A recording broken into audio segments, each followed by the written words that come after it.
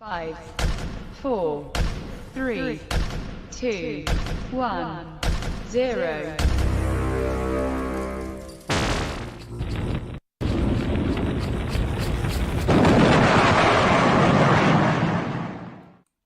Hello, everybody. I hope everyone is doing great.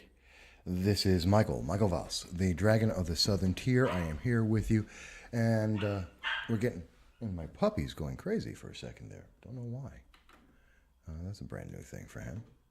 So we're here with you today, and I hope everyone's having a great day. We've got a lot of things that are going on. A lot of things to talk about. And I want to make sure that when we're talking about them, we're going to see the best answers that we can. Because it's sensitive. It's really sensitive information that we're going to be talking about.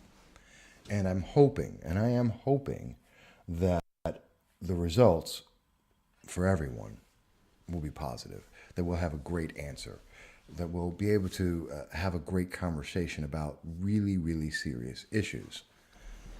That's the whole point of it. I mean, that's why it's on Saturdays we spend 2 hours talking directly with you about the things that matter, about the issues that are affecting you and how you feel about them. And that's why we're here, because that's what this is all about. And by the way, I know a couple of people have mentioned the volume was a little low. Please let me know if the volume is still low. It should be better in the recording. It's the joy of being live. I don't hear back the same way that you guys do. So please let me know if you're hearing it low or if anything's like going on like that. And we already have Mary Brockman here with us. Hello, Mary. And I hope that she can hear me all right. It is low. Okay, it is low. Let's try. Bear with me, Miriam. A couple of things I'm going to tweak here for you so you can hear me a little bit better. And give me... How's that? Oh, wow. That's coming across. How's that? Is that coming across a little better? It is better? Okay. Yeah, it's just coming across really loud in my ear, so bear with me. For me, it's just like, wow, it's huge in my ear. But I want to balance that. So that should still be good for you. Okay. And that's Mary Brockman, who's checking out the show and listening with us. And I always love your feedback, guys. You all make the difference. That's why I love you, because you guys are perfect. You're a great audience, and that's always important to me.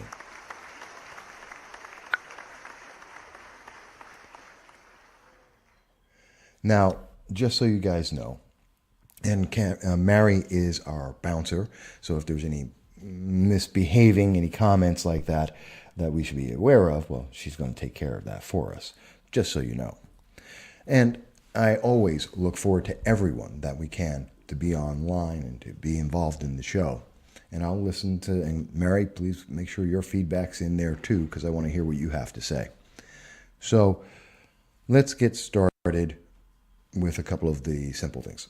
There were a lot of things I wanted to talk about today. There were a lot of things. I wanted to talk about Beto O'Rourke, the 2020 presidential campaign, the importance of gender and identity in our politics, and leading the charge on the 2020 political race, as well as the 2019 race on local level, on state and national level. How we see this all across the nation. And it is an important question. And we're going to get to it. We will get to it. But before we get to that, one of the things that I want to talk about, because there was just one of several things that I wanted to talk about, some of the bills that have been going on in Congress, H.R. 1, H.R. 6. I mean, there's a lot of things that are happening out there, and they deserve attention. The sanctuary cities. We now have yet another sanctuary city for the Second Amendment, not for illegal aliens, not for illegal aliens trying to come into the nation and gain rights and freedoms that they don't necessarily deserve. No. We're talking about for the Second Amendment. Americans standing up through city and city, county and county, over 120 counties, right now 5 cities across the United States that are saying, hey, we want to protect our Second Amendment rights. We have the right to protect ourselves from the government. We have the right to protect ourselves from criminals and the deranged, which is a beautiful thing, I think. And I'm a well-known advocate of the Second Amendment, so I'm not going to say it's not a great thing when it is. And we need to do this. And it's something that we need to talk about.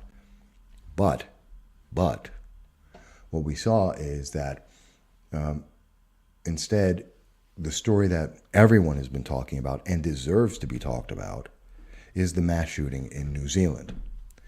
And it's always devastating to hear about the Second Amendment, to hear about these mass shootings. And it doesn't matter whether it's in the United States or it's in Norway or it's in New Zealand or in England. It doesn't matter.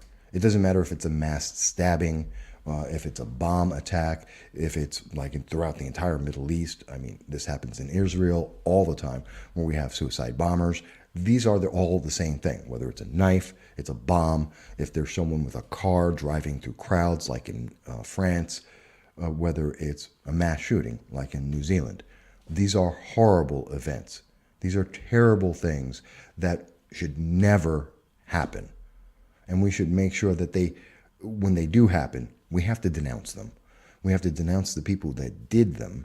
And we have to understand that there is evil in this world. That is just a fact. And you can't legislate evil in the world. I wish that we could.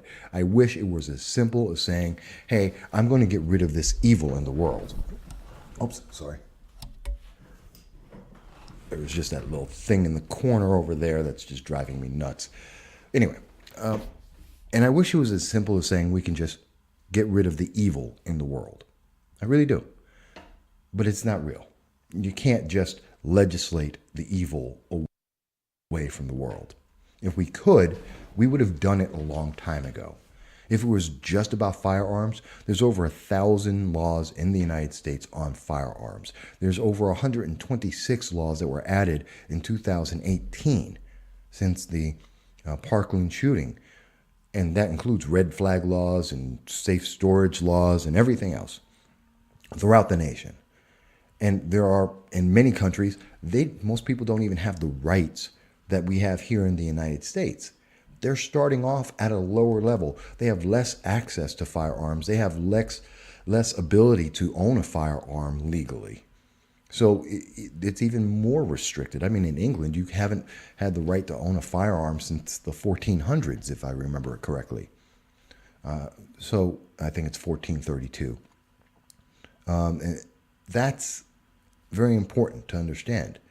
So even with all of our freedoms and all of the restrictions automatically built in nations around the world, evil still happens. Bad people find firearms. They make bombs. They use cars. They use box cutters. They use, in China, swords.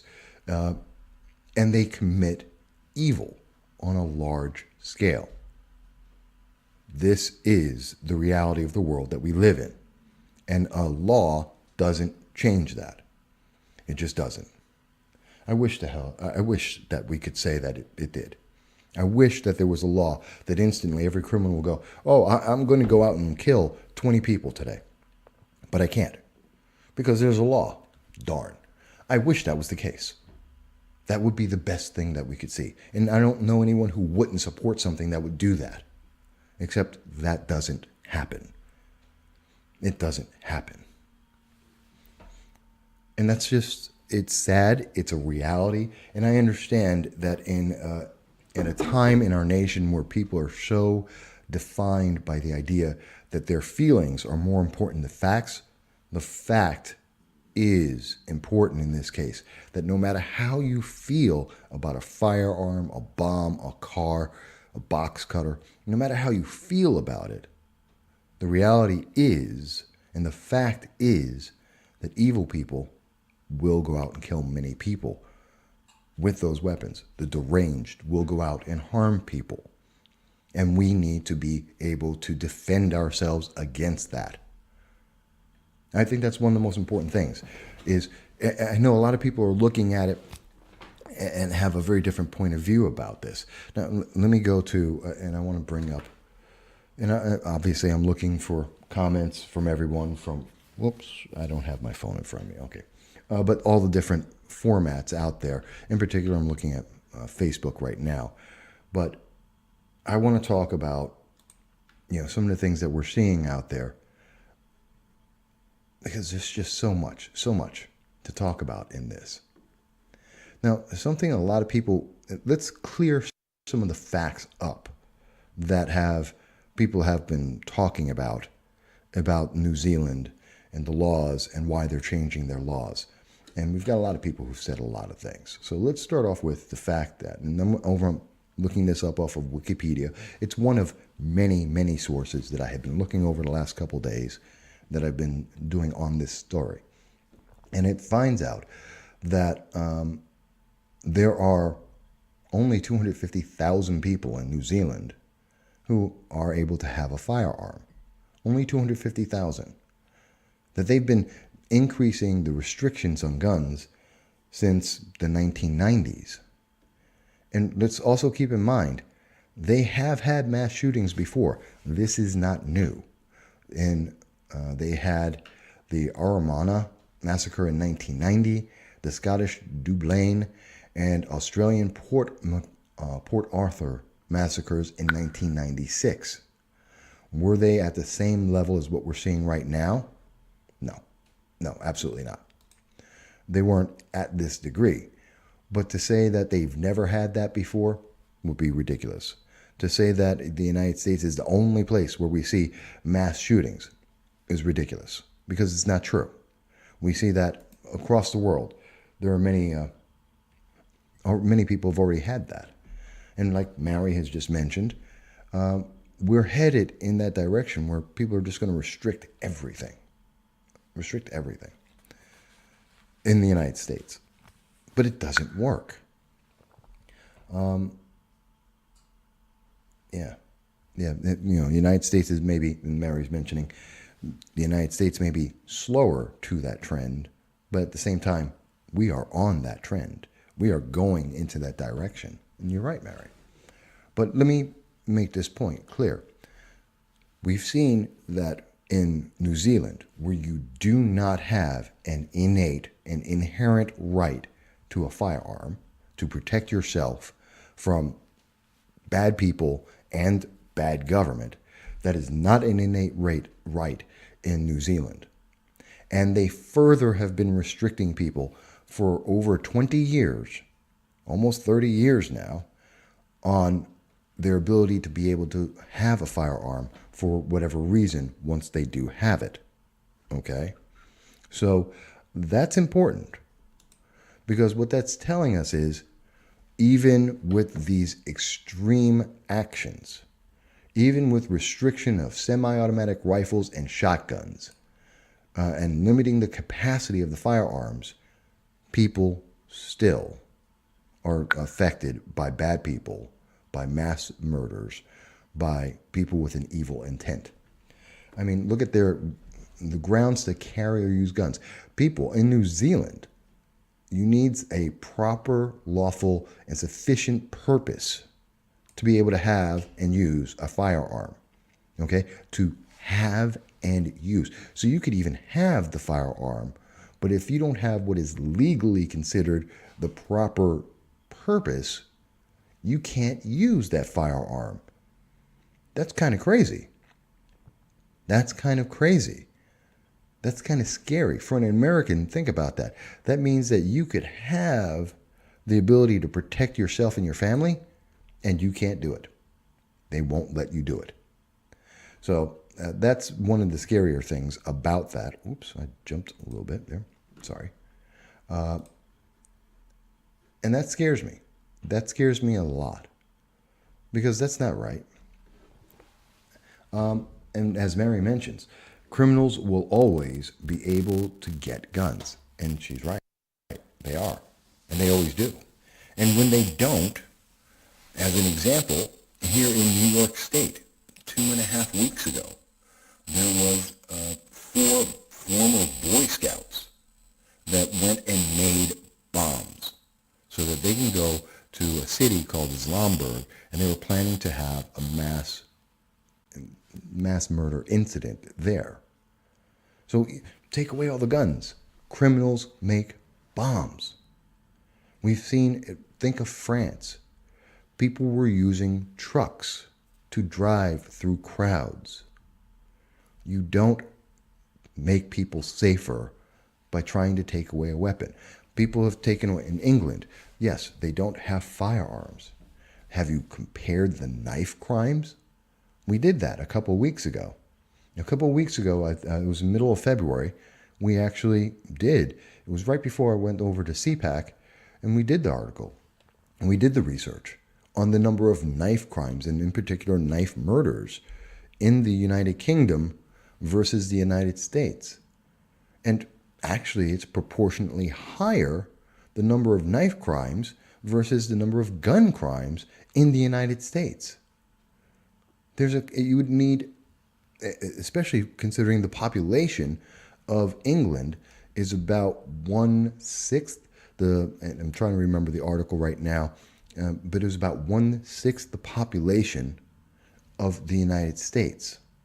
It takes up 1/8 the landmass, or actually the size of California, for about 1/6 the number of people, and yet the proportion, as I recall, of the knife crimes versus the gun crimes, way out of whack. It's just ridiculous. And that's because evil isn't restricted to a type of weapon to commit these crimes. And we have to keep that in mind. Because in the world today, there seems to be this idea that has been brewing and running around saying that, well, if we can just get rid of the weapons, we'll be good. That the bad people won't do bad things. All we have to do is take away these certain types of things. We're going to take away these types of weapons. And that's not, I wish I could say it was naive, but that isn't. It's incredulous. It isn't credible, because we're assuming that just because you don't like this or that, again, a sword, a car, a box cutter, a bomb, or a firearm, just because you don't like it doesn't mean someone else is going to stop using it, even if you put a law out there. And we already have the laws in place. It's not like this is a brand new thing. We already, in countries, hundreds of years, these laws already exist. It didn't stop them. More laws won't stop them either. Not when they're targeting the wrong thing. If you're targeting the weapon being used, you're not targeting the person using the weapon. And we just don't hear this enough across the major news media. I've been talking about this for literally a decade. I've had, a dozen, 2 dozen speaking engagements on the Second Amendment alone. And I've been covered by news, and I've been on talk radio, and I've been a featured speaker talking about this very same thing. And over a decade, it has not changed. The laws are being focused more and more on the weapon that is being used, whether it's a firearm or a knife or anything else. And we're losing sight of the fact that the problem isn't the weapon, it's the person. It is the criminal or that criminally deranged individual and their actions. That's the problem. That's where we have the issue. That's what we need to address. And we don't need to bother, especially in the United States, the 99.999, literally 99.999%, actually may even be higher than that, of lawful Americans with firearms are not the problem. Why are we treating them as if they are? Criminals do not get gun licenses. Criminals do not go out and try and have the state approve them making a purchase. Criminals don't worry about what the magazine size they're using is or the type of bullet. Remember in the 80s there were the cop killer bullets? Criminals didn't care. They used those bullets even if they were illegal.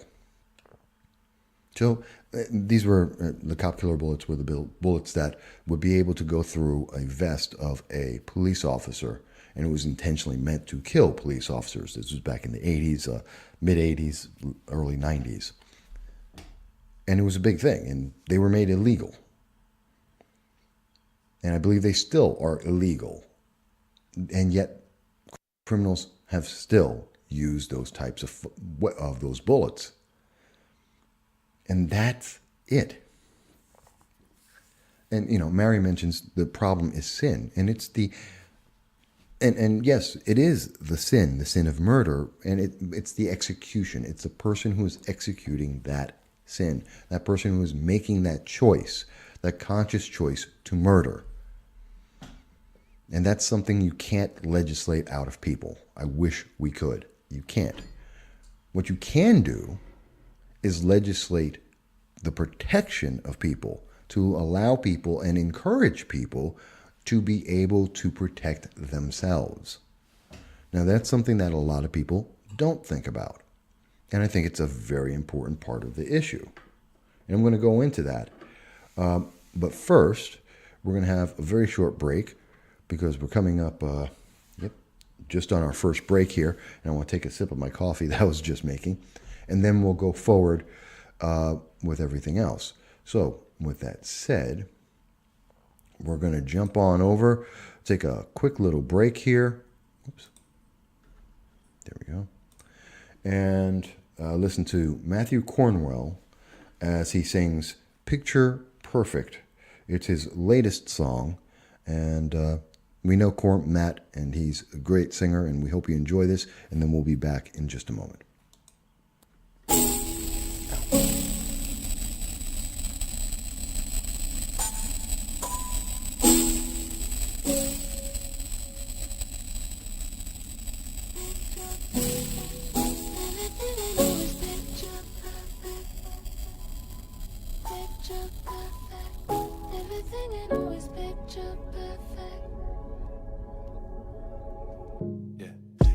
We always got a problem. All I ever tried to do was give you help. Used to wonder if you love me. Now I wonder if you even love yourself. Can you tell me why we're yelling?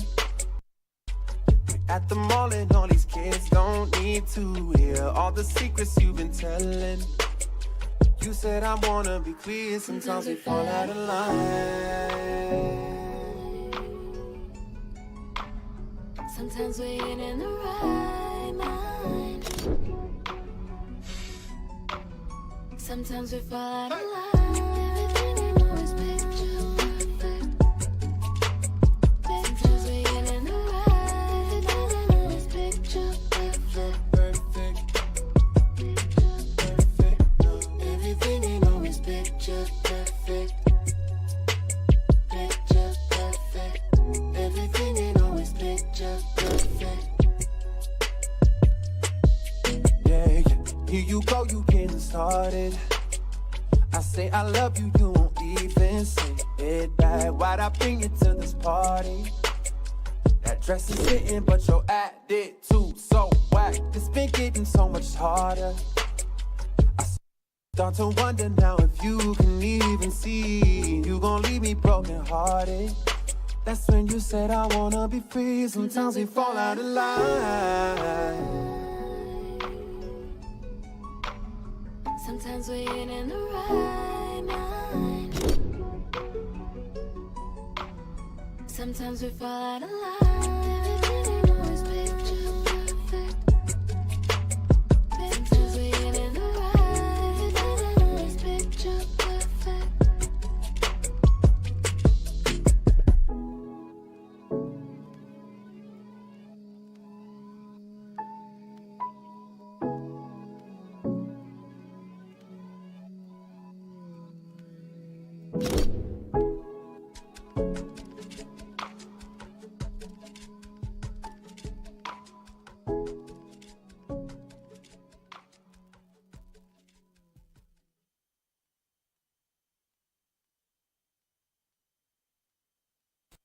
All right, everybody, we are back. That's right, we are back.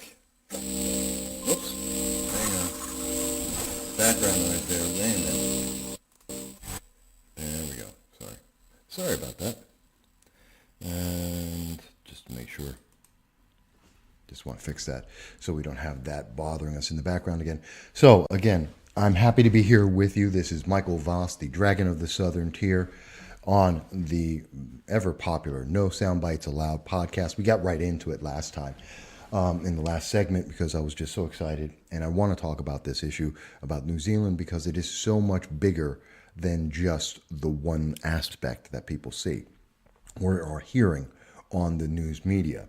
And we're enjoying this on the Exceptional Conservative Network. Sorry, it's still new to me to bring that in and talk about it, but we're very happy about that. And it's a great program. You get to hear the Exceptional Conservative himself, Ken McClinton, on the show at 9 p.m. With all of his guests, and we're going to have many guests coming in next week, and we'll be talking about that. But I like Saturdays because Saturdays are just with you. Me talking to you and the public and getting your feedback directly. Something that we don't see enough is, especially in the news media, with all of the commentary that is out there. I mean, that's pretty much all that MSNBC does. It's pretty much all that CNN does. It's all commentary all time.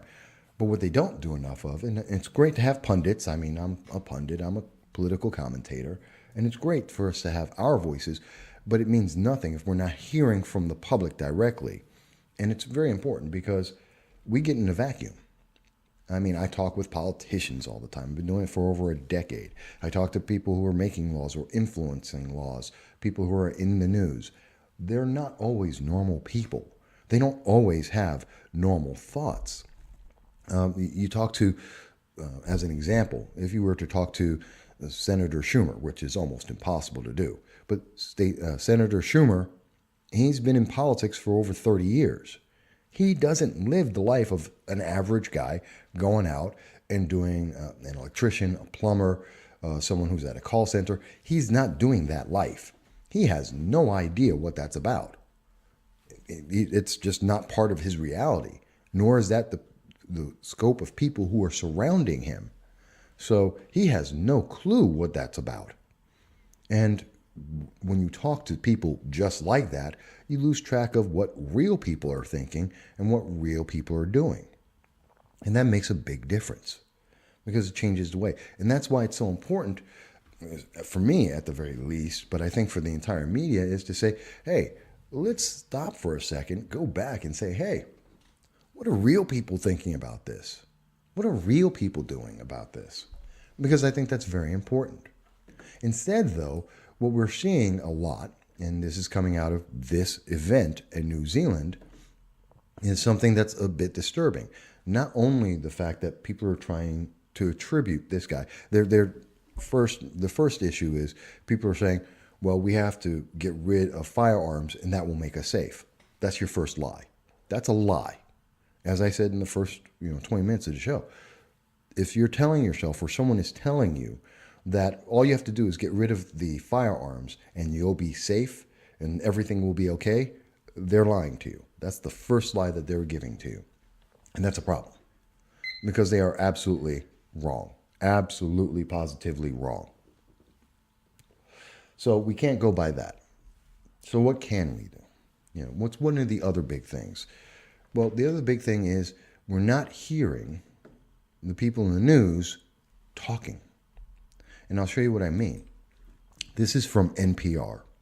And NPR put out a guidance on the manifesto and the names and the New Zealand mass shooting overall. They came out on the 15th, yesterday, at 9 a.m. And on their guidance for the manifesto, this is what NPR has to talk about. Now, first of all, I agree with the first item, names. They do not want to cover or show conversation, anything that's going to be identifying the shooter and or shooters, as there are multiple people who've been identified and are being spoken to by the police in New Zealand. Those shooters or shooter, they don't want to name them. They don't want that name on NPR. I agree. And I've long held the belief We do not need to glorify these individuals, to name them, to give their names out and identify them and somehow elevate them. They don't deserve that. That's not what they're horrible human beings. We don't need to give them any kind of glory or any kind of attention. And if they're looking for 15 minutes of fame, let's deny that to them. We won't talk about them. And I agree with NPR and its guidance saying, no, we don't really need to talk about their names. We can talk about them without mentioning their names. And that's fine. I agree with that. As for the names of other individuals and family and friends, they say, well, as that comes out and as it is confirmed by authorities, then yeah, maybe they'll release those names. Although NPR wants the right to isolate and approve which names they will tell the public. There's the first problem. Okay, whether or not NPR will allow someone to report the names of the individuals who may have been affected by this mass shooting, they need that approved by a senior editor. Why? Now, I understand if it's a matter of confirmation, I agree with that. You don't want someone's name out there that is not confirmed rather than to create a panic.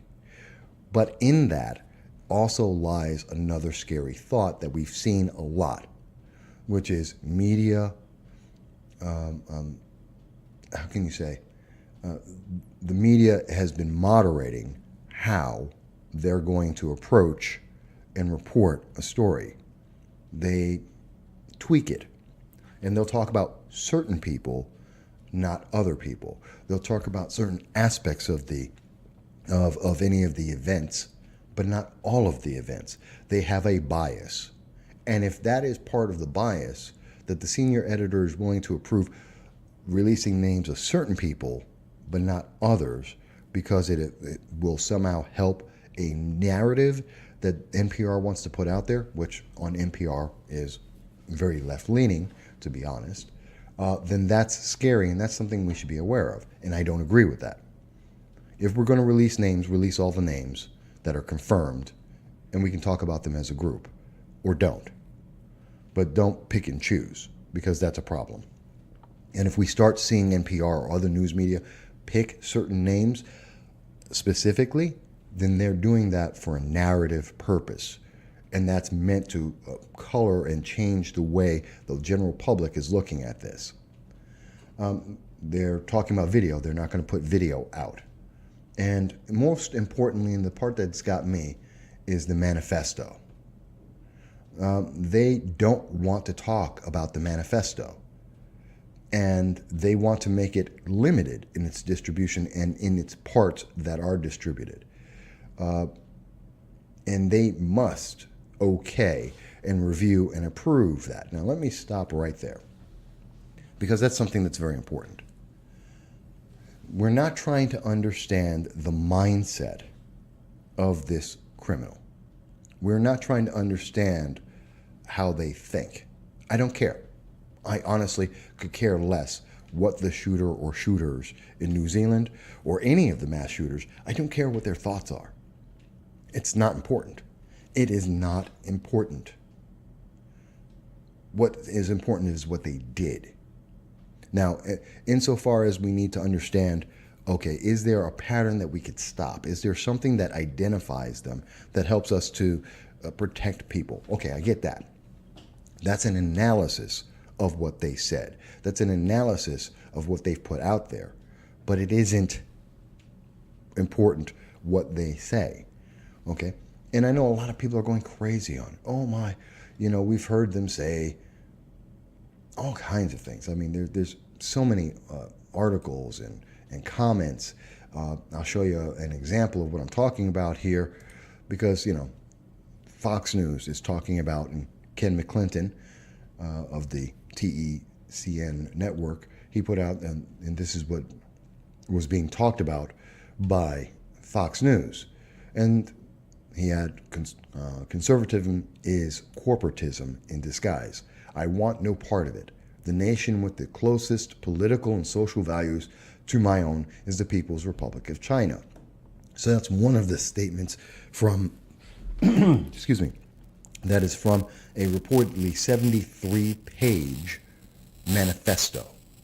73 pages to his manifesto. And quite honestly, the answer is, it doesn't matter. Because within that manifesto, where he's attacking Candace Owens, he's attacking President Trump, he's highlighting a Norwegian terrorist who's also committed mass murders. He points out, what's the kid who attacked the church, killed 9 people. That kid, and his name has a D in it. I can't think of it right this second. These are the things that we know his manifesto highlights. But the problem is, and the point is, who cares? Okay? I don't care what he's going to do. He could attribute it to Hitler, and I would believe him, but that's not the thing. That's not the thing that's important. The thing that is important is the fact that we understand that there is an overriding theme here. He's trying to recruit people to his ideology. And we should be able to see that. And we should see and allow people to understand the depth of hate and the depth of illogic that people who do these mass shootings have. Whether it's because of a religious belief or because of a political belief or an economic belief, let's show them for being as silly and evil as it is. Hiding from the reality of the evil of what they did doesn't stop the evil. And I don't believe it promotes it either. If we put it in the proper framework. If we say, this guy is against, is he looking for the world to become more like China? I doubt it. I don't even know if he understands what that means. I don't know if that someone so deranged and willing to kill so many people, I don't know that he knows what any form of government actually is and what would be entailed in any form of this or that type of government. And I don't believe someone who's there can truly appreciate any of the people that he's talking about or any of the themes that they are putting out there. Candace Owens is not a racist. President Trump is not a racist. Okay? Dylan Root is the kid's name. He was a racist. I don't want to, and I hate using his name. I just remembered that. The North Carolina shooter of people at a church, he is a racist and a deranged killer. The New Zealand people are deranged killers. Let's identify that. The fact that he's going to say, oh, I like this type of government over that, who cares? I don't care. He's not doing this because he's trying to make the world more like China. He's not. And I'm no fan of socialism or communism ever. I denounce them. I've seen them in action. I've lived in Moscow. I've been in a Soviet system for over a year and a half, living day by day, trying to bring in capitalism into there to improve the lives of people. I've talked to people who have escaped communist nations repeatedly throughout my 50 years of life, and they've always told me the same stories about how evil communism has been. I don't mind people talking about communism if I can then say, and here's other facts, here are the realities, and here are the anecdotal stories I can add to that to tell you why that doesn't work. Because it's not wrong to question something. It's wrong to say that this is the only question you can ask or this is the only answer you can get. And that's what we see here with New Zealand. The only answer that is acceptable whenever we have one of these mass shootings is always, well, remove the weapon. Take the weapons. Take away people's freedom to be able to defend themselves for whatever reason, under whatever excuse. Take away the firearms or the knives or the guns, the cars, the box cutters. Prevent people from being able to make bombs, which, by the way, is already illegal and already has been illegal for decades, if not a century. But you take away these abilities and then you'll be safe. And that always is followed by the lie. So the first thing is let's take away people's freedom and give them a lie so they'll be okay with it. You're going to be safe because we're lying to you. No, you're not going to be safe. It's demonstrably a fact that you will not become safer by taking away more of your freedom. It does not happen. And then you go to the next step, which is if they're going to take away the freedom, they have to grow the government, and governments that grow become more and more oppressive. And so you're increasing oppression under the guise of the government will take care of you. And the government never takes care of you. The more power a government has, the less power you have. Governments cannot take care of you well. Governments don't run people's lives. They don't know how. Governments barely run governments. Name a government that doesn't have intense national debt. Not just the United States. Let's go around the world. They're all in debt. They're all mismanaged. They waste massively on simple things. Governments don't know how to run things. Governments are there to have laws, make sure those laws are enacted and enforced, and to have militaries to defend the people, and centralized currency. Those are the big primary things, to enforce contracts. These are the big things that individuals can't do themselves. And in fact, I believe it's Ben Franklin, it could be Jefferson, who said that the government should only do that which the people cannot do. Not that they're not willing to do, not that they don't want to do, not that they don't like doing, only what the people cannot do. I cannot run a military, I cannot be a military to defend the United States. We need a government for that, because New York State can't have a military to be able to defend the United States. Can't be done. We need a government. That's what the government should do. Not to tell me whether or not I need a firearm to defend my home from someone trying to break into my door. And by the way, for people who don't know this, it's anecdotal, but I'll give you an example here. I've had a situation like that. I had someone break into my house on a Saturday at 4 a.m. who was high on, we think it was PCP. He was on some drug. He broke into the home, and he was coming in to assault me and the people in the house at the time. At Saturday at 4 in the morning. And yes, I called the police, who showed up within 3 minutes. Think about every time there's been a mass shooting, any kind of serious event, when someone breaks into your home.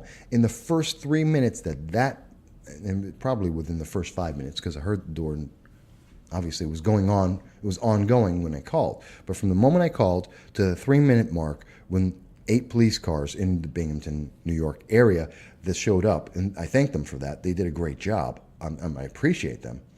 But when they showed up, that 3 minutes is the most dangerous time.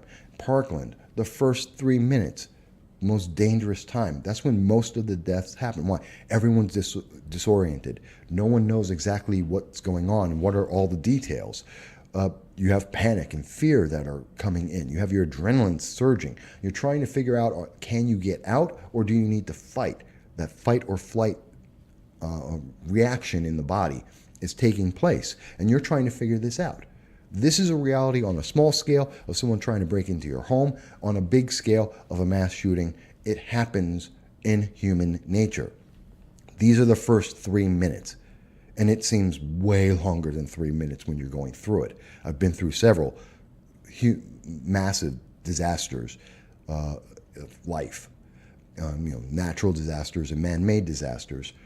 And I can tell you, the first 3 minutes seem like an eternity, but it's just 3 minutes. And in those 3 minutes, you're trying to figure out a lot of stimuli, a lot of information, and trying to process it as quickly as possible and trying to react to it as quickly as possible. And it's not all possible. You can't. You can just start doing things that seem to be right and fill in the gaps as you figure out more information and what's going on. In those first 3 minutes, when that crazed, drugged individual broke down the door and got into my house. What is the answer? It's a house. It ain't going to take long to get from downstairs, front door, back door actually, and upstairs to where people are. Who luckily, we all woke up. I was up at 4 in the morning. I heard him. I got up. But imagine if I didn't hear him. And at 4 in the morning, the first thing that I may have realized could have been waking up with this beast of a human being over my body or attacking me. Or if I did wake up, he could have killed me. This is what happens in the first 3 minutes. What do you do? And I'm saying the police are on the way. What are you doing at that moment? What are you doing in those first 3 minutes? Do you want to rely on just the government? Or do you want to be able to defend yourself? There was a church in Texas where we had a similar situation. A gentleman came into there, and notice they always target these areas where people are defenseless. Whether or not they actually do have firearms, to make sure that they don't have a firearm available, to make sure that they can't do anything. These crazed, deranged individuals always make sure they find a soft target where firearms will not be available, where there is the least likely chance of someone having a firearm. And they go into these places so that they can kill as many people as possible in the least amount of time as possible. And how would that change? How would that change if suddenly one person, like in Texas, where a crazed individual came into a church, was trying to kill everyone in the church, and if it weren't for the firearm instructor who had an AR-15 in his trunk of his car, to be able to return fire against that shooter, to drive him off from that church, and to help the police actually finally end that incident, how many people could have died by the time the police arrived 3 to 5 minutes later? Mary Brockman mentions gun-free zones are dangerous. They're not dangerous, they're deadly. Gun-free zones kill more people. More people are killed in gun-free zones, I believe, and I don't have the number. I've read the number. I don't remember at this moment, and I don't have it up to be able to present. So I will paraphrase, and I believe that gun-free zones are the location where I believe it's 90% of all mass shootings have occurred, whether it's with bombs and cars or with firearms themselves. That's where you see the most death. And you might wonder why. Because no one has a way to defend themselves. They don't have the ability to defend themselves. The more you make a person defensive, the more you make them a target to deranged and crazy people. That is just a fact. That is a reality. And Mary mentions that one of the elders at her church is a police detective. He's always armed. And I was speaking with an officer in Endicott, New York, just yesterday, actually. And I was speaking with him, and he's done the same thing for over 30 years. He carries his firearm with him, again, for the same reason. If someone extremist, insane, fanatical shows up at that church and assuming that everyone there is unarmed so that he can inflict violence and evil against them, and someone is able to protect them, until the other police officers arrive, how many lives can be saved? How many? That is a good thing. But that's not the story that you're hearing in the news.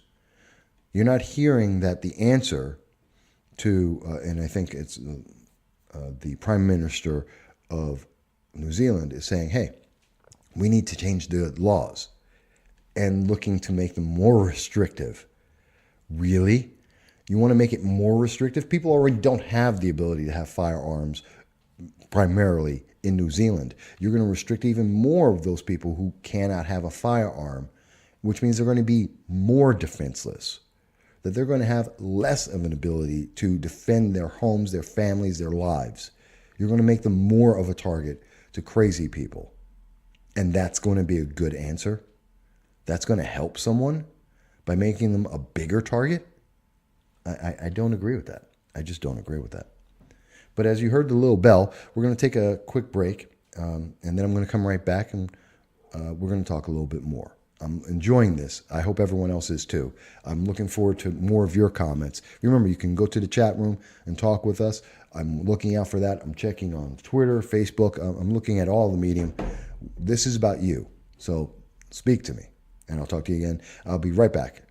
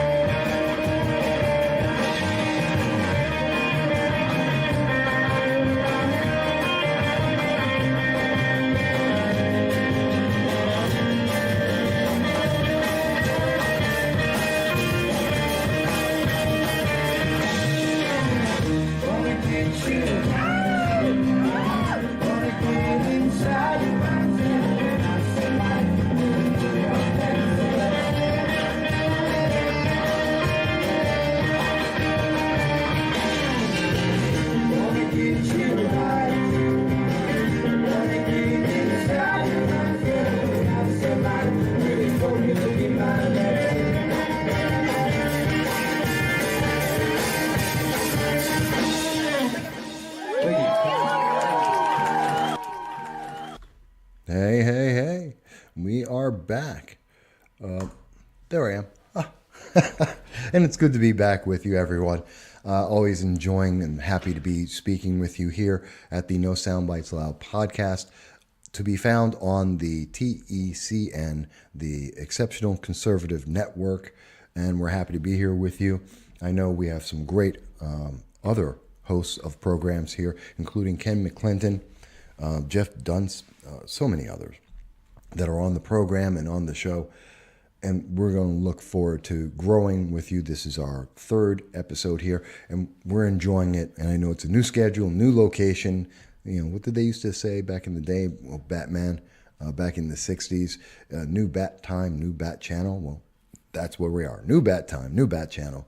We're here on the Exceptional Conservative Network, and we're enjoying it. It's a great format, and we hope everyone else is enjoying it as well. We look forward to you on chat as well.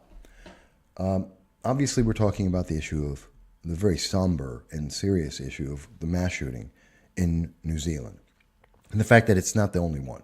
We've seen this in, Norway's had its mass shootings. We have England that's had it.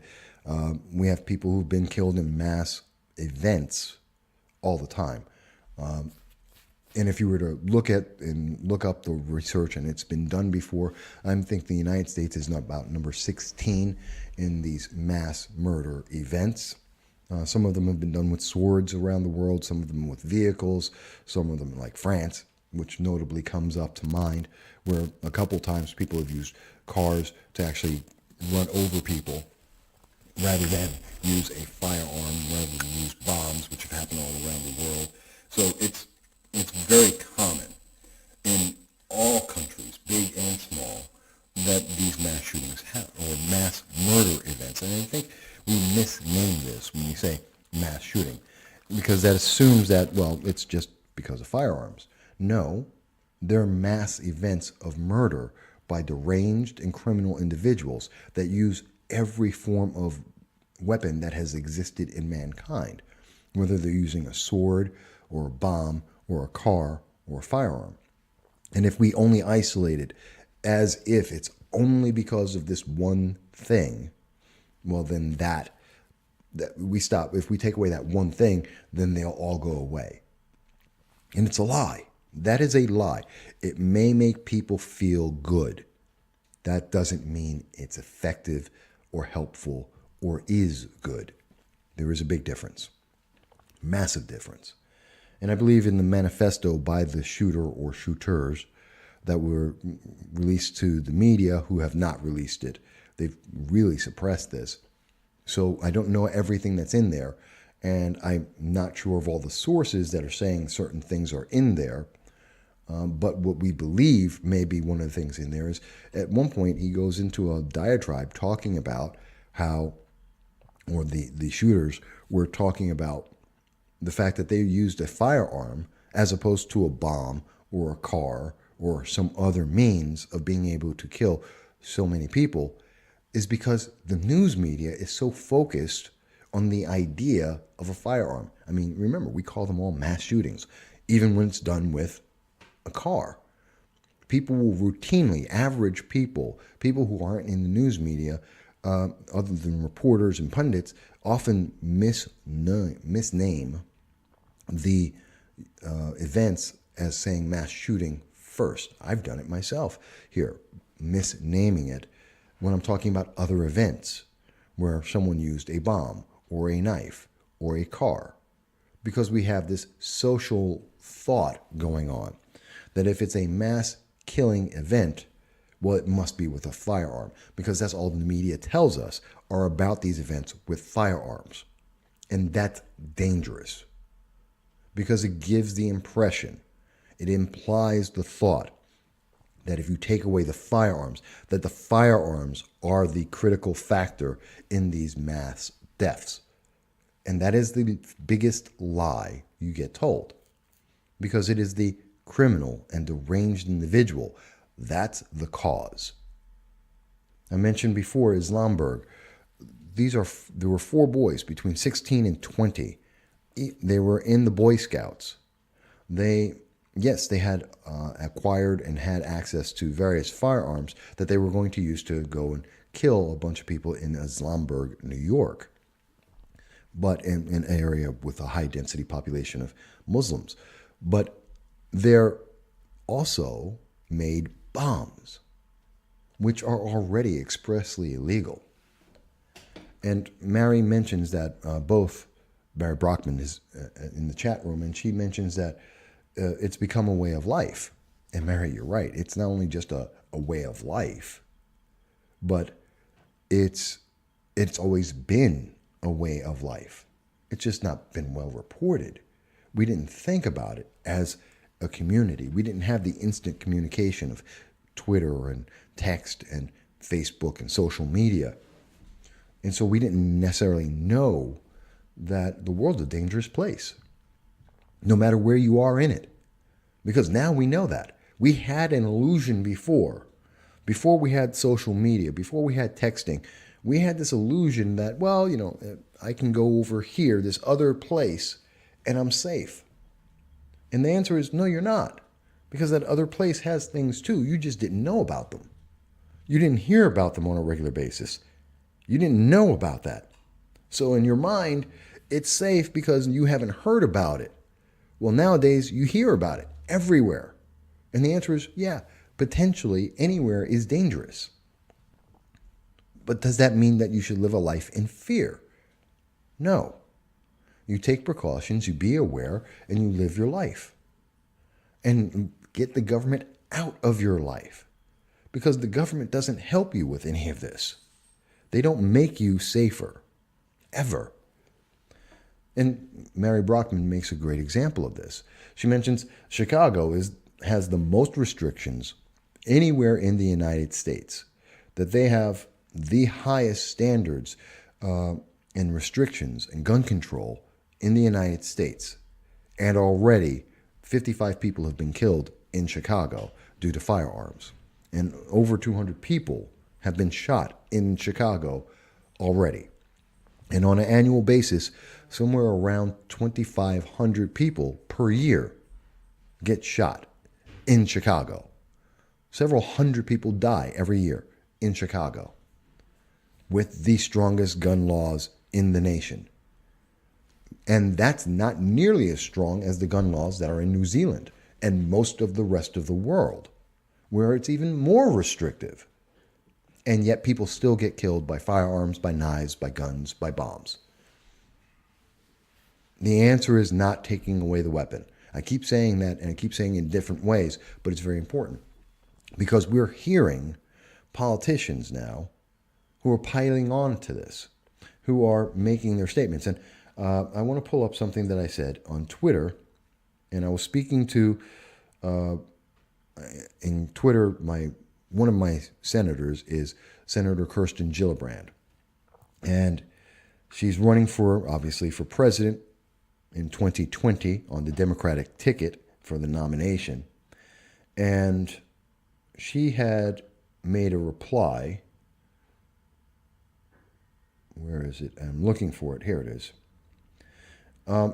Senator Gillibrand, upon hearing that the Prime Minister of New Zealand, Jacinda, that she had said that they're going to change the laws, the firearm laws and rights for people in New Zealand. And, you heard it was Senator Kirsten Gillibrand who said, that sounds like a great idea. Let's change the laws and become more restrictive. And so my response to her 17 hours ago was, you realize that New Zealand is more restrictive on firearm policy than Chicago, the most numerous and restrictive gun laws in the nation. All those restrictions, again, like in Chicago, can't stop deranged, evil, and or criminal people from doing bad things. Stop using evil to push a political agenda. And you can see that on my Twitter page at the MVOS Consult. And I'd be happy to comment on it if you wish. But the fact is, we're looking at this the wrong way. And we are becoming more restrictive. And we are falling into many of these events are building a narrative being pushed by some pundits, some politicians that seek to deny you freedom. And I would ask everyone, since the SAFE Act, since 2013, New York has had the New York SAFE Act. Since throughout the nation over the last, since 1999, red flag legislation has existed in Connecticut and Indiana, and it's spread throughout 8 or 9 states now in the nation. Has anyone become safer? Does anyone actually look at the numbers? Because the answer is no. The numbers of gun violence and mass shootings have stayed exactly the same. It's not that we haven't had more laws. It's not that we haven't made schools, some schools, harder targets, some of them. It's not that we've taken away more firearms from people than perhaps the most we've ever seen in the history of our nation. In Florida, in the first 4 months of them passing a red flag legislation, which allows people to be denied their due process and to strip them of their property. We saw that over 450 people in just the first 4 months had their firearms removed from them. That was reported by, I believe it was the Sun Sentinel last year in June. And you have to say to yourself, okay, if they've done that, did anyone get safer? Did they stop the shootings? Or not mass shootings, but shootings? No. Remember President Obama during his term enacted 32 new gun control legislation and expressly for the fact of making the nation safer. That's exactly what he said to everyone. Vice President Joe Biden came out and said, hey, this is work with a coalition to make these 32 regulations that will make people safer. And a week after they put out that executive order with those 32 regulations, there was the shipyard mass shooting that took place. It didn't work. It didn't make anyone safer. It hasn't made anyone safer since. You cannot regulate yourself out of this. And by deluding ourselves into believing we can, we endanger lives. When I was talking at CPAC, and I was talking to Marissa Hamilton out of Arizona, the Arizona Republican Liberty Caucus, and we were talking about women, and I had to ask her, does it make you safer that you would have to wait 30 days to be able to get a firearm to protect yourself from someone who potentially may be trying to rape you or to assault you? And she's been through these kind of events. The answer is no. I've asked many women, both political and non-political, how does that make you safer? If you believe that you may be a victim of domestic abuse and or rape or violence, how does this make you safer knowing that you have to wait an extended period of time because someone else isn't comfortable with the idea that you could own a firearm? I mean, let's think about it. We have extended, and there's laws and legislation across the country that extend the amount of time by weeks, if not months, on allowing people to be able to get a firearm. Legally, individuals who are law-abiding citizens that have broken no law and have no reason to be restricted are being restricted of their right that exists in the Constitution because someone is more comfortable, and this is the reality here. It's going to sound horrible, but it's true. They're more comfortable with allowing someone to be raped or murdered than they are comfortable with the idea of someone owning a firearm to defend themselves. Is that scary? I ask you that, Mary. Does that scare you? Whether you're a woman or a man, it should terrify people that there are people who are more scared of a inanimate object, a hunk of metal, than they are about violence against other human beings. I know. I'm not saying that you fear anything, Mary. Mary's on our chat, in our chat room if you've missed it, but I'm not saying that you fear anything. I'm saying that there are some people out there. I can't speak to who that would be. I don't know Representative Alexandria Ocasio-Cortez. I don't know Senator Kirsten Gillibrand or Senator Cory Booker or Senator Kamala Harris. I know that their legislation seems to imply that they are more afraid of someone having a type of firearm that has appeared in a movie than they are about the physical and real impact of American citizens being raped and murdered. Okay, Mary, that sounds fine. So I'm really terrified of that. That upsets me. That upsets me. And no one has talked about this. Matter of fact, I'm glad I'm bringing it up, and I'm going to remember this. It's insane that we are promoting this idea that people are more afraid of an inanimate object than actual physical violence that actually happens. And instead of telling people, hey, get yourself an inanimate object to protect yourself from those people who may threaten you, we're saying, well, no, we're going to take away your right so you can be even more of a victim, that you can be even more in danger, that you can have even less freedom. Does that make any sense? I mean, if the news media were to accurately say this as it exists, as it really has been happening, and were to say to people, hey, guess what? We're going to take away your ability to protect yourself. We're going to go out there and we're going to make you a bigger victim. We're going to paint a big target on your back and make you less capable of being able to defend yourself and your property and your family. And we're going to enable criminals and deranged to inflict more harm by these laws. Would you support that? I don't think anyone would ever say that. And I think someone, and I know I'm a small part of the news media, but I would love to see CNN or NBC to go out there and actually put a poll. And instead of saying, hey, we want to stop you from do you want to stop people from having guns? Instead say the consequence of this and say, we want to increase the ability for you to be able to be harmed without defending yourself. See how many people would say yes to that. See how many people would say yes to the consequence of the laws that they are speaking about. Why doesn't anyone ever do that?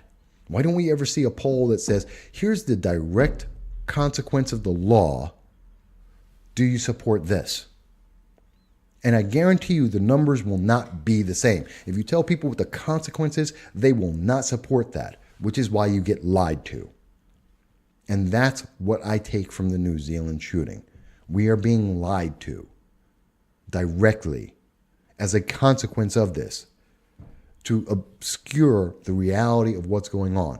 The more we are taking away the ability of people to be able to defend themselves in their lives, the more we are giving people the ability to die, to be injured, to be a victim. And I don't agree with that. I have never agreed with that, which is why I have been a very outspoken advocate of the Second Amendment for decades. And I will be, and I will continue to be, because it is important. I've spent a lot of this episode and this show talking about the Second Amendment.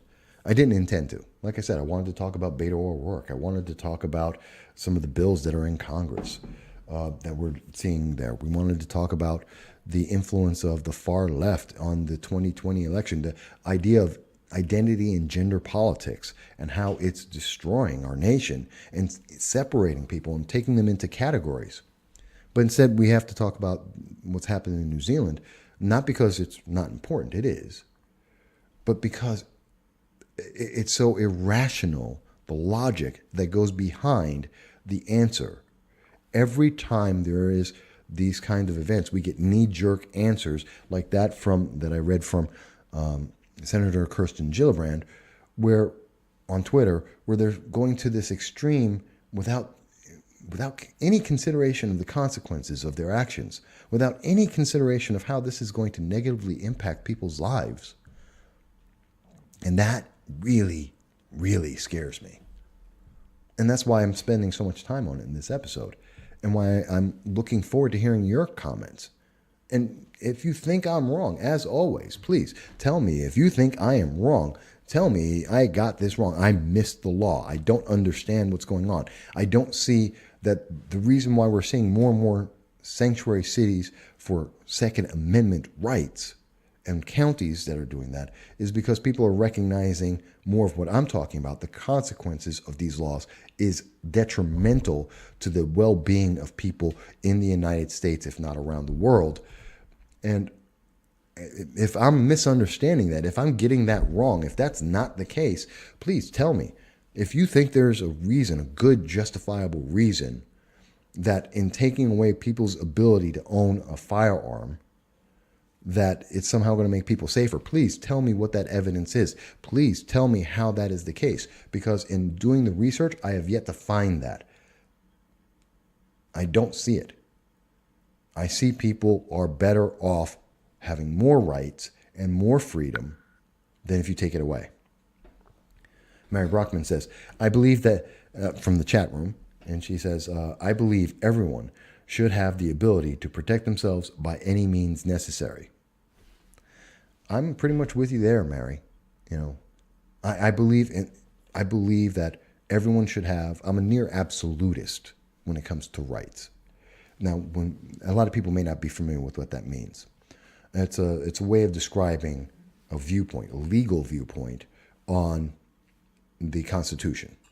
So when you're an absolutist, there, in terms of the First Amendment, you can say absolutely anything, and there is no restriction on it. You can be hateful, you can incite violence, you can do anything if you have an absolutist view. Any and all language is allowed. I am nearly an absolutist.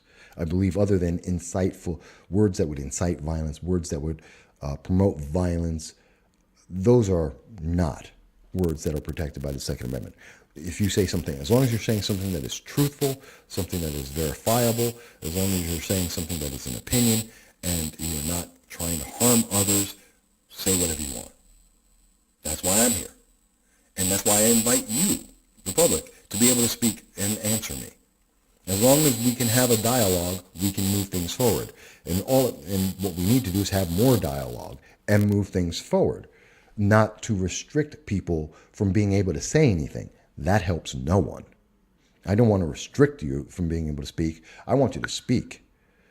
But there are those who don't agree with that, and they want people to have less freedom to speak. That's where the whole PC movement, politically correct movement, comes from. It's the ability to stop people from speaking, and that's a problem because you're controlling people's thoughts and you're controlling the way people think and believe and act when you control the way they speak, and I'm against that. That plays directly into the Second Amendment. It's the same mindset, the same thought. I am a near absolutist. I believe that the Second Amendment does it. It allows you to have virtually everything. Can you have a Moab, mother of all bombs? No. Can you have a tank? Technically, yes. And guess what? That's already illegal. You can own a tank if you have the proper license. You can actually own an assault weapon. By the way, let's get it right. An assault weapon is a machine gun.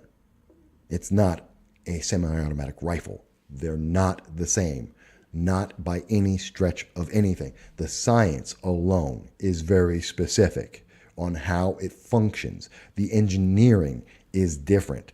There is an automatic weapon, and then there is a semi-automatic weapon. They are not the same. They don't do the same things. And to confuse the two means you have no idea what you're talking about. But so I believe people should be able to have that. Have that near perfect, you don't get a nuclear bomb, but if you want a Ruger Mini 4, a Mini 14 Ruger, then go right ahead because you should be able to have that. When we take away people's those rights, that's when we get people hurt and harmed. But we got a lot of comments now. So let's see here. Hate speech, from the chat room, hate speech is protected by the First Amendment. A fist is an assault weapon, so is a stick or a knife. And you're right. You are absolutely right. Anything that is used to assault someone is an assault weapon in that sense. An assault firearm is a machine gun. There is a difference. But we have seen this move because of political correctness. People are trying to rename things and give them new attributes that don't actually exist. Again, they feel like that's right. It has nothing to do with facts. This is the Alexandria Ocasio-Cortez school dictionary.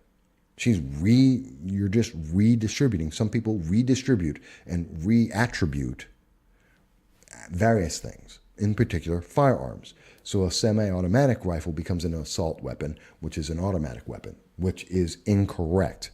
Things like sticks, knives, and fists, which if used to assault someone, they're not assault weapons. Well, they are by definition. So people don't understand because of the media, because of social media, because of memes, they misunderstand the meanings of these words, and that's dangerous. And then that when you misunderstand the meanings of words because people are manipulating the words, which goes to the First Amendment, that's when you're in danger. That's why we have the First Amendment, freedom of speech, which is backed up by the freedom of us to defend ourselves from a government that would misuse the words, misrepresent things, and damage us. That's a very powerful part of the segment right there. I hope people will listen to that, take a clip of this and use that. We have the First Amendment backed up by the Second Amendment so that we are able to protect ourselves from a government misusing its power and redefining words and meanings for the advantage of the government against the people. That's why we have a freedom to speak, and that's why we have a freedom to defend ourselves, so that the government can't misuse its power, misrepresent words, meanings, phrases, ideas, and turn that against the public by taking away their freedom. That is massive. Hello, Ken McClinton himself. Mr. TECN himself mentioned the Prime Minister of New Zealand are reactionaries that are using tragedy to promote a manufactured crisis and take away the rights of people to defend themselves. Yeah, I agree. And we see it all the time. As I was mentioning before, we see this constantly. They're using the fear, the impression, this misguided wording to make people afraid of being able to defend themselves. But the reality is, the more we allow people to defend themselves, the less likely these things are going to happen. That's why we have 90% of the gun-free zones are the location where 90% of all mass events happen. And I don't even want to call them mass shootings. I want to call them mass events, because when a guy plows through, I believe it was Nice, France, and kills people and assaults dozens of people with a vehicle, then you're not looking at something that's being done because he's just using an assault weapon. He's still using a vehicle. You want to call it an assault vehicle? Sure, go right ahead. It's not a tank, but yet people are being harmed. So when you do this, it's always a problem. Always a problem. And that's dangerous. Very, very dangerous. And I also see Howie Coleman has joined. Hello, Howie. It's good to see you there, too. A lot of people coming into the chat. It's always good. Actually, you guys came in just as I was going to take a quick break here. We've got about half an hour left. And I want to take a quick break. And then I'm going to come right back. And let's talk about the First Amendment and the relation with the Second Amendment. No one ever really does that. We always hear about, well, they're always separate things, and we hear about how people want to take away one right, but they don't look at how does that affect the other rights. And let's actually have a conversation about that, because we need to. Because obviously the media doesn't want to, and that makes a big difference. And Howie Coleman mentions, this country went to war to defend our right to defend ourselves, as we should. I agree. I agree. Hi, Howie. But as I said, you called me just as we're about to take a quick break. So give me a second. We're going to take a quick break, and then we'll be back, and we'll jump right into that.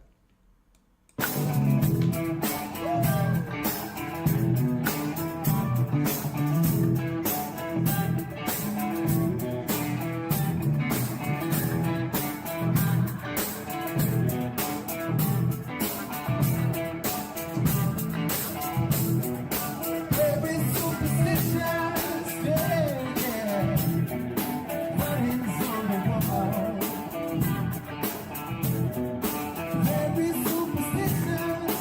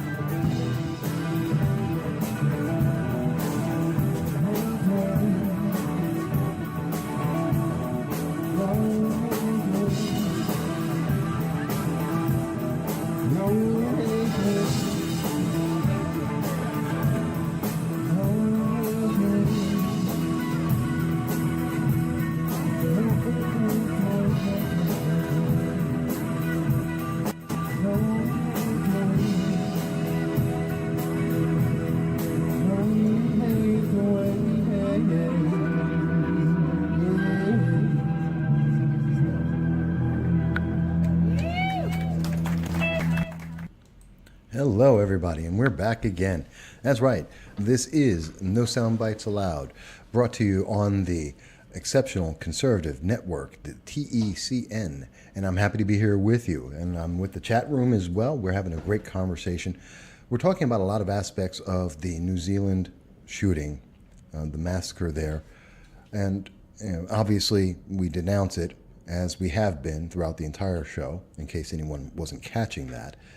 Sometimes people seem to think in the news media, if you haven't actually said, I denounce it, then you don't denounce it. Well, let's be very clear there for anyone who may have that misunderstanding. We denounce it. We denounce any kind of violence of that nature against innocents. No one should ever do that. Evil, deranged individuals, criminals have done that, and that is wrong, and we have to denounce that strongly and solidly. And if anyone thought that at any point in our conversation today that we're not denouncing it, I want to dispel that right now. But let's also look at the impact of this, because this is very important. This affects all of our lives. That's why we have this conversation for 2 hours, talking directly with you, the public, so that you can have that feedback, because your thoughts are as important, matter of fact, more important than anything that any pundit or politician will say. Because politicians very often have an agenda. And you can even assign that to many people in the news media, MSNBC, CNN. We can say they have very strong left-leaning agendas. And you can say, well, Mike, you're a Republican conservative, and you're a pundit, and you're very open about being on the right, and you're right. But that doesn't mean we can't have a conversation. And it makes it even more important that we have a conversation with you, the public, because you make the difference. In America, you are the vote. You are the one who decides what the government can and cannot do, what rights we have and what we do not. Something that often is missed in this conversation is when we hear governments and people like in New Zealand, they don't have the freedom that we have here in the United States. So when the Prime Minister in New Zealand says that New Zealand will change their gun laws and become more restrictive, well, that's a problem. But that's something they don't have the right. They don't have the innate, inalienable right to a firearm to protect themselves and their family, not only from the deranged and the criminal, but from a government that has bad intentions. We do. And we see that even as governments try to become more and more oppressive, like in Chicago, like in California, like in New York, where we see law after law after law that is repressive against the people who are law-abiding citizens. That's 99.999%, literally 99.999% of all legal gun owners, 160 million people in the United States. It has no impact because it isn't addressing the problem. It isn't addressing criminals and the deranged. Those are the people that we should be worried about, and those should be the people we're trying to address, not legal gun owners. And that brings me to a conclusion that the only reason why they do this is because it's taking away rights from legal citizens, legal gun owners, every American. It gives the government more power. And that is a problem because it's power the government doesn't have. Every law is just another freedom that is taken away from us. And that must be balanced with the rights that we have. Are we getting an adequate mix of here's my freedom? Is that improving the quality of life and safety of life for every single American? And if we are not improving it for everyone, then that is a bad law and we shouldn't do it. That is my opinion. That's the opinion of the founders of the Constitution and the nation. Government should not have more power than the people. And government should only have the powers that the people are willing to give. We only should have a government that can do what we can't, as I mentioned earlier in the program. So I do want to get into that a little bit. But we have some comments from the chat room, and of course they're mentioning a few things. And I want to go back to some of the things that were said before the break. One of the big things that was being said here is Howie Coleman mentions, what do you think, where was it? Sorry. Lost track. I'm so many ideas and so many thoughts. Where was it? You had mentioned something, Howie. Overreaction. That's it. Howie mentioned this country went to war to defend our right to defend ourselves. And that's an important thing. That's a really important thing. And recently, we heard Mary mentioned as well, inalienable rights come from God. Absolutely. Our rights are absolute. Absolute. And but we can make the agreement to limit that to a certain extent in the sense that, okay, you don't get to have a nuclear bomb. We can agree on that because that's dangerous. That is beyond the scope of being able to defend yourself because it affects so many others. But when we start hearing people manipulate these situations and use them against us to take away our freedoms, it doesn't stop at just the one thing. When we hear, people like Senator Kirsten Gillibrand saying that being more restrictive and taking away more people's freedom to be able to have and bear a firearm to protect our homes and protect themselves in gun-free zones that draw these criminals, these deranged individuals like honey to flies. When we see them saying that no, people need to have more restrictions, when we see red flag legislation where someone can have their property, which is the Fourth Amendment, stripped away from them by the government without ever having due diligence beforehand, without ever having committed a crime, that's a problem. That's a massive problem. Because now, again, it's the Second Amendment. We're going to make you safe. Except it isn't making you safe. It takes a firearm away from a legal, law-abiding citizen based on someone's feeling, their feeling, without a crime ever being committed, and it doesn't make anyone safer. Because criminals still break the law. By definition, that's why they're criminals. They break the law. They're out there to break those laws, to take advantage of individuals and to harm them, whether it's physical, economic, or otherwise. And that's dangerous. So when we see people taking on the Second Amendment, they're not just taking on the Second Amendment. They're taking on all of our rights. Red flag legislation directly affects your Fourth Amendment right because it takes your property without you ever committing a crime because someone had a feeling. It takes away your right to a family because it will take away your children as a direct consequence because someone had a feeling. It takes away your Fifth Amendment right,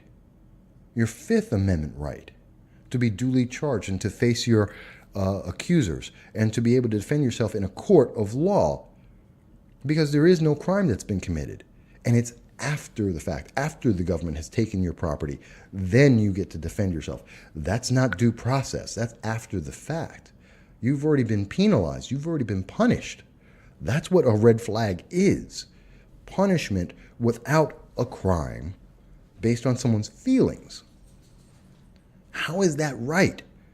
But it's couched in this idea that, well, you're going to be safer, except you're demonstrably not. Look at the the FBI United Crime Report for 2017. It will tell you right there, no, you're not safer. That report is all the shootings and stabbings and vehicles, all the murders in the United States, state by state. And you don't get safer because they have more gun violence, gun control laws. Look at Chicago, Illinois is a great example. California, New York State. It doesn't work. But they're using the Second Amendment to take away your Fourth Amendment and your Fifth and your 15th Amendment rights. That's dangerous.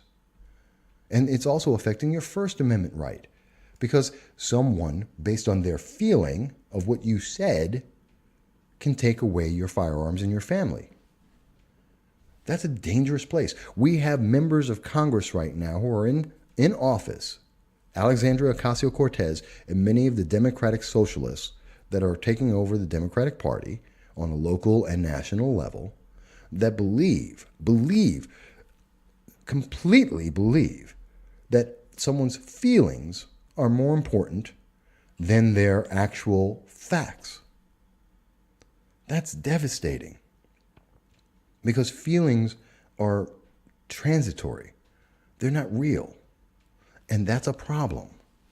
And that's a problem, because your emotional, you can be manipulated on your emotions. And we see this happen on a regular basis every day. Whenever you see a headline that's out there, Trump hates women. That's an emotional, that's not fact-based. He didn't say he hates women, or he hates anyone for that matter. But that headline sets an emotion in play. You're being manipulated. And when you have that manipulation, it then changes and colors everything else after that. And that's a problem, especially when that is being used to take away your rights. When you boil it down, and if you read the articles and you actually read the wording, you're listening to someone say, and you shouldn't have the right to do this, which means you shouldn't have the freedom to do this, which means you have less power to control your own life, and the government should have it. And governments are never right on social issues. Governments are never right on individual basis. The government doesn't understand individual lives. It can't. It's not built for that. It's not that kind of creature. It doesn't have that understanding. No government does. I don't care if you want to be a socialist or not. It doesn't do it any better. It's the same oppression. Matter of fact, it's more oppression. And if you don't believe me, ask any person who has left a socialist nation to come to the United States. Look at the numbers of people who are leaving socialist and communist nations to come to the United States. I recently did an interview with Lily Tang Williams. Ask Lily, who was born in communist China and lived there for 24 years before she got a chance to come to the United States, and is one of the biggest Second Amendment advocates I have ever seen. Ask her what she thinks of communism and socialism and the repression of people's rights. And I guarantee you, you're going to get a very different answer than what this beautiful image of freedom is. And that's the thing we need to keep in mind. Because when you take away someone's right, you don't take away one thing. You're taking away many things. These things are interconnected. We have the Second Amendment to protect our First Amendment, the ability to speak. Because in many nations across the world, I'll use an example. You can go to North Korea or you can go to Venezuela. Either one. They're both the same thing. If you go to look at those nations, guess what? You're not free to say what you want about the government. There is a group of people, whether it's corrupt police or it's the government itself, that will go out and shoot you and kill you dead just because you said something against the government. You don't get to do that in the United States. You get to protest. Antifa, terrorists that they are, they show up at events. They aren't arrested instantly because they're saying they don't agree with the government. Black Lives Matters, Citizen Action, political leaders of tomorrow. These are just a couple of the big fringe left groups that believe that I should not be able to have this conversation with you, the public, right now.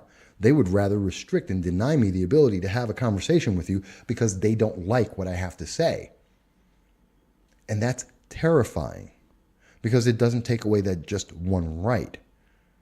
In silencing, when we see Google and Facebook and Twitter admit that they have algorithms that suppress conservative and Republican thought, that they are controlling the way people think and manipulating the way people can find information, that's not just depriving your First Amendment right. It deprives you of all your rights. It diminishes you as a human being. It denies you the ability to be creative and to think and to understand and comprehend. It denies you the ability to act in your own best interest and the interest of your nation. That is dangerous. Not only is that control, that's subjugation. And it's not just because it's the First Amendment. It's everything else. If they control what you can learn about what's happening, if they can deny people from being able to speak and have a difference of opinion and have a conversation about that, which is what we're supposed to have in our government, We come to a consensus of thought to pass the best laws that help the most people, not to help this particular special interest group or that special interest group, which is what we see now. And that's by Republicans, Democrats, conservatives, libertarians. Everybody has their special interest group, which is even more emphasized by the identity and gender politics, which puts people into smaller and smaller groups in smaller and smaller categories. And you only exist within that category. You're not an individual. According to gender and identity politics, I am a male, I'm black, I'm Hispanic, I'm middle class, I'm educated, but I'm also a conservative and a Republican. And those things all exist separate of each other. They're not one thing. Mike is a commentator, a Republican conservative political commentator who's been alive for 50 years, has lived in Moscow and lived in the United States on both coasts and has traveled and been part of the Marines. No, that's not me. It's certain parts of me. And they consider that the whole thing. You aren't you. You are only these components. And those components are only important on the day and for the time that they want to do something. And that's dangerous. And that's what we get when we start saying, well, you can remove someone's right for the Second Amendment. You're saying, well, it's okay to take away their rights from everything else. If we can suppress someone talking about the Second Amendment and saying how important it is, well, we can suppress and destroy someone's ability to have thought and to act on that thought and in their best interest, which means you're affecting the First Amendment, the Fourth Amendment, the Third Amendment, the Fifth, the 15th, the 22nd, the 20th, all of them. You're affecting every aspect of someone's life. And if you're saying that you can only have a certain thought because if you're black, you can only fit in this box, you can only be this thing. And I don't care what you want to call that thing. If you're calling it, you have to be a Democrat, or you have to be a member of Black Lives Matter, or you have to be a member of Plot, or you have to be whatever. You are totally you're destroying the individuality of every single person, and you're destroying the ability of that person to create, understand, and comprehend and act. And that is absolutely dangerous. That's devastating. That is deadly. And I don't agree with that. I don't believe that's what is intended. But let me take a pause here because I want to mention we have a lot of comments we have a few comments from the chat room. One of them is, let me see here. When Washington was asked to be king, he refused. The founding fathers emphasized we, the people, not we, the few in power. And I agree with that. Another comment, while white Democrats will give me a civil right to make certain that we are equal when all is said and done, although I never leave the ghetto and they live in a penthouse in Manhattan. Well, yeah, there's the dichotomy of that. And I'll give you a great example. And this is a fact that happened here in my part of New York, in the Southern Tier. We have, obviously, city council elections are this year, 2019. And we have a candidate, one of the candidates, a young man, Conrad Taylor, who I've met and I've interviewed before. He was 18 when he got elected. 18. And he's a member of the city council. He's a student. He lives here in the region most of the time. And he's a member of the far left. He's part of Citizen Action, that going towards that fringe. And this year was supposed to be his year for re-election. He had the ability to go for re-election.